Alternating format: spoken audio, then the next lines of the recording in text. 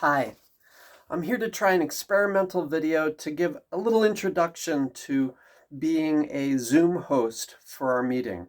So our Quaker meeting, or maybe other churches, other civic organizations, other groups, have a need for supporting the group by being a host to the Zoom meetings. And for our meeting, we have these Zoom meetings every week, and we have a smaller pool of people than we'd like to have. So I'd like to hold up the idea that you personally could consider being a host now and then, regularly, whatever works for you.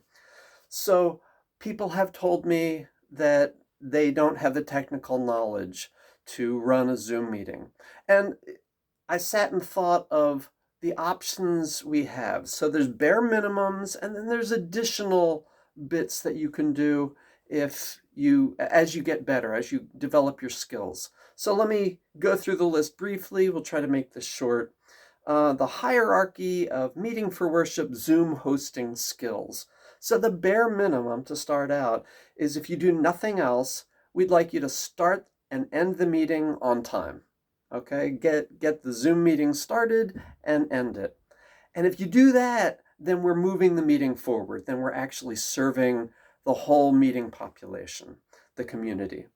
Beyond that, it's all icing. So the kinds of icing I'm thinking about include having skills to prevent Zoom bombers from entering and sabotaging the meeting. We have never had this problem. Other meetings have had it occasionally, so it's a concern, and there's skills to develop there. That we have after meeting for worship, we have breakout rooms.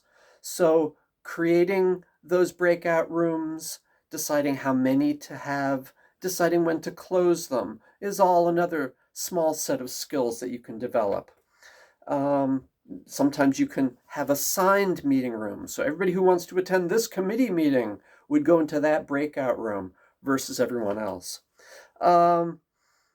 If there are people on a telephone, they're not able to assign a name to them. I sometimes look them up in our meeting directory and rename them so people know who they are, because there's no picture there. We provide, as a host, you post your number, your phone number, and provide support for people who are having problems with Zoom. Either they call you up or they send you a text message. And so providing support like that is another set of skills. And lately we've had no need for any of that. Everybody is expert in using Zoom, but that's still something that has been done in the past. I check our email list regularly, 2 or 3 times during meeting for worship, to make sure people aren't sending messages saying, help, help, etc. There's a feature to be able to save the chat function and to save the transcript function. I just found that today. And sometimes for historical purposes, it's nice to have that chat and that transcript. We have no policy about saving them, and therefore people do not expect them to be saved, but I'm squirreling it away for historical purposes, for the archives or whatever. And you might consider doing that. For certain meetings, not during meeting for worship, but for certain meetings, there might be slides or videos that need to be shown. That's another set of skills you could develop and use. One thing we could do is to call out problems with sound. You're muted, or could you have them hold the microphone closer to their mouth because we can't quite hear them? That's useful for someone to take responsibility for doing that, and sometimes the host can do that. I have occasionally seen someone fighting with the technology. You see a little bit of their video and it goes out and it comes back on, or the sound is bad or whatever. I will look them up in the directory and offer them help in the background on my phone, not on Zoom. And sometimes that has helped. Earlier in the pandemic, we did that more.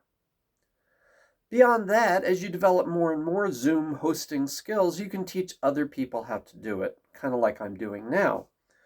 You can record your insights and we could share them around, so that if you know a clever approach to using the spotlight function, look it up. That's another thing you might do. I will sometimes, once again, not documented that we do this, and I do it privately, is I save photographs of the whole group and sometimes of the individual speaker. Once again, for historical purposes, I think it would be unfair to share this sort of information without publicizing we're doing it, but I do it for myself. What is that? You can look at the list of participants and see who is unmuted. And sometimes we'll get noise from people not being muted. If that's the case, then knowing who it is and sometimes addressing them by name in the group, sometimes sending a private chat message to them, calling them up. These are all ways. You can also click to mute them. You can mute people, but you can't unmute them so that they are in control of when their voice is heard, but you can mute them. Just a few more here. So once again, more and more complicated, more and more taking things on. Organizing future hosts is something you might take on. So who's scheduled for the rest of the month? Who's scheduled for next month? Do we have somebody for this holiday? That is a task that's all part of the whole, part of taking care of our community. You could organize a formal training, or you could do other videos like this. That's another set of issues, set of tasks you could do. You could help us record attendance, just so we know historically who's been active, who isn't, who might we need to look in on and see if they're ill, if they don't know how to use Zoom, they're uncomfortable with Zoom, whatever pastoral care might be needed. You could invite somebody else, not only you being host, but maybe have somebody be a co-host with you to learn the skills, or you offer to be co-host when they're being host for the first few times. Lastly, you can research new features of Zoom so that we can think about how to use them. Just today, for instance, I found that we have subtitles for the main room, but I couldn't find them in the breakout rooms. So now I have an assignment. Now I can go research on the Zoom website or elsewhere whether you can have those subtitles in breakout rooms. They're equally valuable there. So that's my hierarchy of Zoom hosting skills for our meeting for worship or other churches, etc. Thank you.